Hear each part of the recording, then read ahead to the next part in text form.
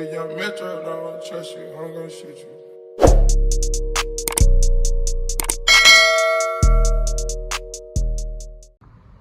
What's good, YouTube? Welcome back to another video with your boy Suavezayyy. That's the name, and today we're back with another reaction. And none of you guys has been commenting and telling me any videos y'all want to see. I'm gonna do them regardless, but in order for me to interact with y'all, I'm gonna need y'all to tell me any videos y'all like, and I will react to them, or y'all think that I would like.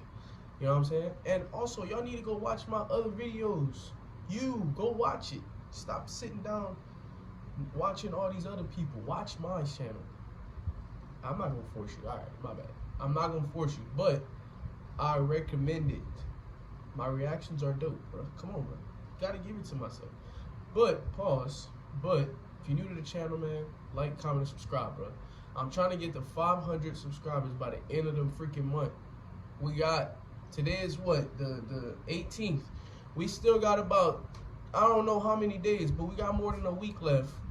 More than 2 weeks left, shall I say, because my birthday is on the 26th. So y'all also need to be subscribing for my birthday.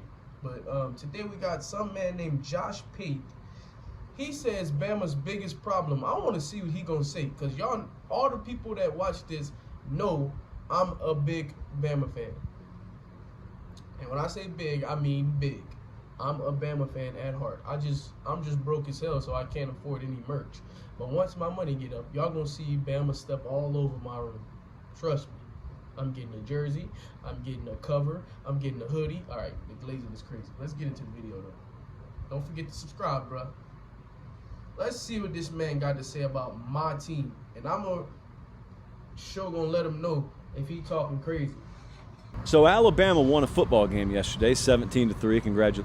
Alabama won a football game yesterday, 17-3. Congratulations to the Tide. Why you sound like you trying to be funny though?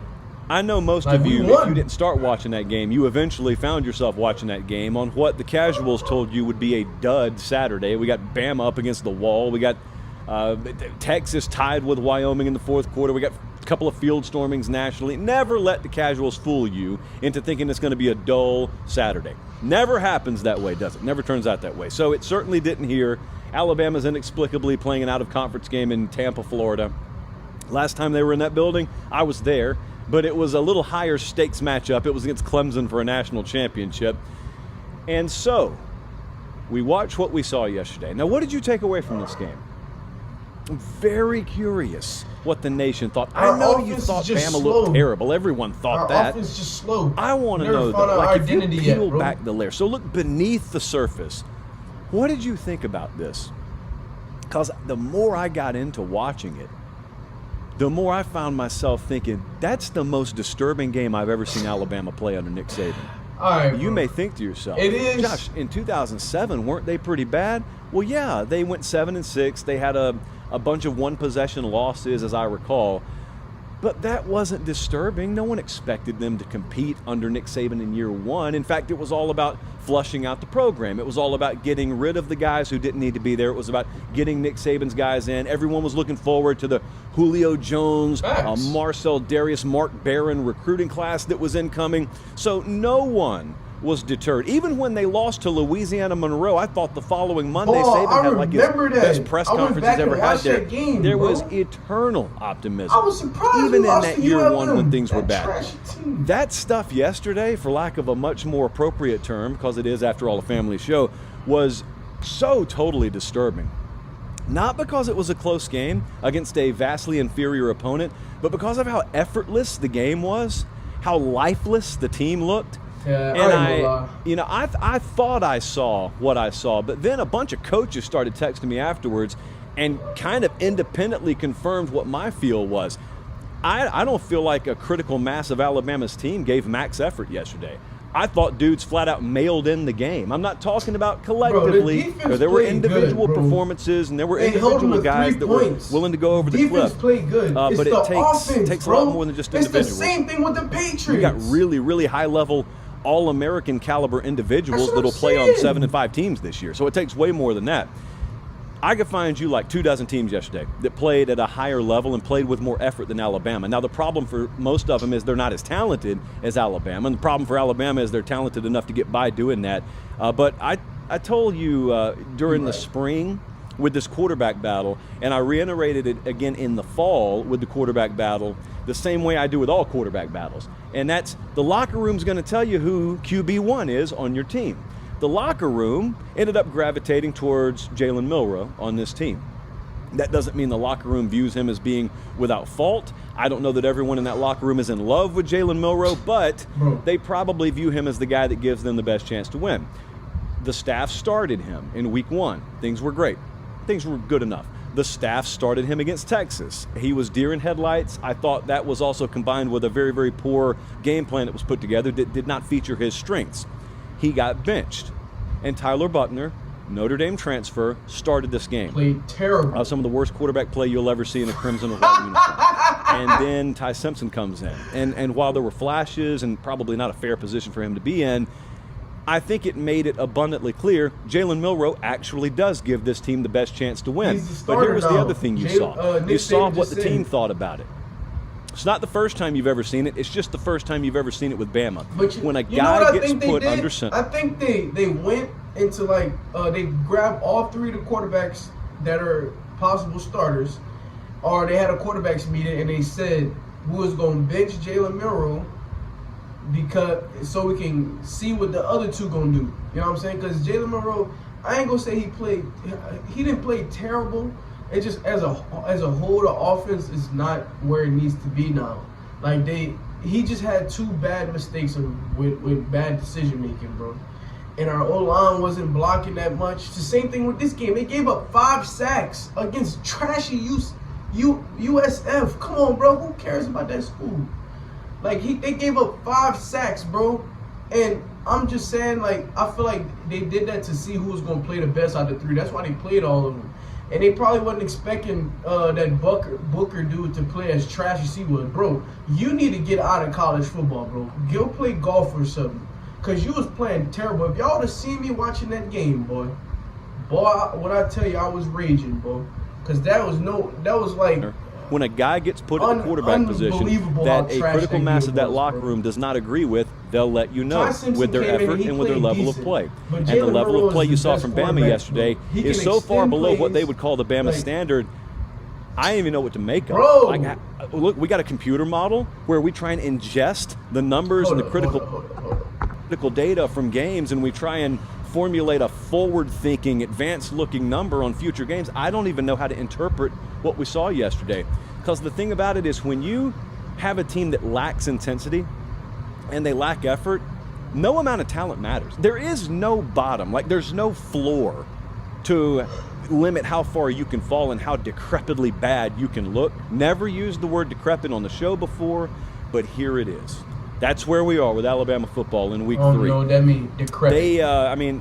Look, these aren't padlock stats because they won the game, but they gave up 5 sacks again. Yeah, if you want me to take this moment in time to admit, it's because the line is too big. May too big. Have been a little bit wrong, just a little bit misguided regarding Alabama's offensive line. If you'd like me to do that tonight, listen up, quiet the room. They too damn big. That's the problem. They Alabama's slow. That's wild. If you know anything about me, you know how difficult this is to admit in September. They gave up 5 sacks. That makes back-to-back games. Never happened before under Nick Saban, I don't think. 8 tackles for loss yesterday. It should be stressed. This one's against South Florida. 107 pass yards, anemic. This is not the metric system, by the way. This is just actual stats from the stat sheet. Hey, bro, you're going to have to hop off our straight punts to start come the on, game. Bro. And then there was a lightning delay, as is customary in the state of Florida. So, that nigga trolling. I probably got 100 texts, if I got one, that said after the game, oh boy, Ole Miss is about to go in there and beat them. No, they not. Well, here's what's about to happen. Jalen Milroe will inevitably start. I am fully convinced he was suspended yesterday, by the way. That's why I don't think he played. That won't be announced. That'll never be confirmed. I think he was suspended, and I'm not alone in that. Suspended anyway, for what? Jalen Milroe will probably start against Ole Miss. Their defense is quietly a great story. I'm telling you, it better our be, defense because they can't score right now to save their lives. I think Milroe will start Saturday. I think in turn you'll see an inspired effort from their team, and maybe it's a trigger point for them. I don't know, but my take is we blowing them not boys will out. we see We much win better about effort 14 from them Saturday. I'm plus. sure we will. My question is, what does that look like? Like, what is the ceiling for Alabama? What's the max potential for the Alabama? potential is crazy because every spot certainly is probably good well except for the below freaking that receivers. which people like me expected. But Damn, then again, you look bro. around the rest of the country, where are the elite teams? Hey, by the way, there may be elite teams out there. Bro, Maybe it's just not there's the ones no that anyone elite had team in the like preseason team that's top just five. that much better than every And team that this year, includes bro. me. I didn't Every have team is Washington struggling, in bro, my this preseason year, bro. top five. I didn't have Oklahoma or Notre Dame up there, and I'm not saying they're elite. I'm just saying maybe There's no elite those end up teams. being the candidates, or maybe those end up being the candidates for the best teams in a season that's just filled with a bunch of very good teams and no elite teams. That's what it Be is. that as it may, good teams, no my point elite there teams. is, There's none that's just that better. believe it Even or not, Georgia. all hope is still not lost for this team. All hope is still not lost. I get tired of saying this because it sounds so redundant, but we see every year there are teams that are left for dead, talented teams, in September, Damn, and then all of a dropped sudden, to 11? whichever combination the Damn. dominoes need to be put in, I thought it click, was just it number happens. 3. And there are certain events that happen, and sometimes those events are really ugly. I think one may have happened for Georgia yesterday, by the way. Sometimes those events in the moment are very uncomfortable, they're very ugly, but for whatever reason, that's the snap moment, that's the trigger moment. And then you find yourself in November looking back saying, wow, can you believe this? This is the same team that looked like that in week 1 or week 2. Fact, Happens that's why I'm every not year. gonna It can lose easily faith in my happen team, with bro. Alabama. The I'm not. reason that it's so hard to see is because no one has the magic 8 ball. Wilfong has one for recruiting, but even Wilfong, even Uncle Steve doesn't have one for actual on-field matters. So I don't know if what happened yesterday is an impetus for anything. I don't know if Jalen Milroe being inserted, and I assume he will be, back into the lineup on Saturday is an impetus for anything. I've got a sneaking suspicion it is. Alabama opened as about a 6 to 7 point favorite over Ole Miss. I imagine odds makers will drown in Ole Miss money. And on a related note, shame on Lane Kiffin for the backdoor cover against Georgia Tech last night. Didn't need to do that. Derailed the Ramen Noodle Express. And we'll deal with that later. It's okay.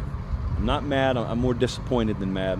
But yeah, conference play is here. There's no more time to experiment. This is it. And I have no earthly idea how it's going to turn out. So there you go. I thought I would have been raging, but it's just with our team, bro. I don't think we're bad. Like, we're a good team, bro. It's just like they just need to figure it out for themselves, bro. I feel like they don't got it all figured out with the offense, bro. You know what I think the offense should be? Nick Saban, if you ever watch this damn video, RPO like we've been doing. We was doing that with a quarterback that's not even as athletic as Jalen Milroe. Give him RPO passes with their freaking slants. Run the ball with either quarterback or the running back. Bro, like, it's simple, bro. Build the offense around how your quarterback plays, bro. Like, y'all keep doing all these dumb freaking throw passes and all that. We can even just get under center, run the ball. We got some fucking 500-pound defensive tackles, nigga. Like, what the, I mean, not defensive tackle, O-linemen. These niggas 7 foot, not literally, but they big as shit. That's the fucking point. And they want to throw the ball and let these little skinny-ass D-linemen just run around our freaking tackles, knowing damn well they ass is 500 pounds, slow as hell, can't move their feet for shit. Like, bro, please, this week, bro, y'all better not lose to Ole Miss, bro. Y'all better not. Or I'm a freaking, oh my God, bro. I'm gonna make a video that night.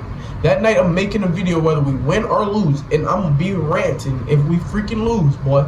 I have faith that y'all gonna win, because I want y'all to figure it out. I'm a fan. I believe in y'all, bro. But y'all gotta believe in y'all fucking selves. Y'all pissed me off when y'all lost to freaking Texas. Y'all had that white Ewers nigga looking like he was fucking Lamar Jackson. And that #1 receiver looking like he was freaking Jerry Rice in his prime, bro.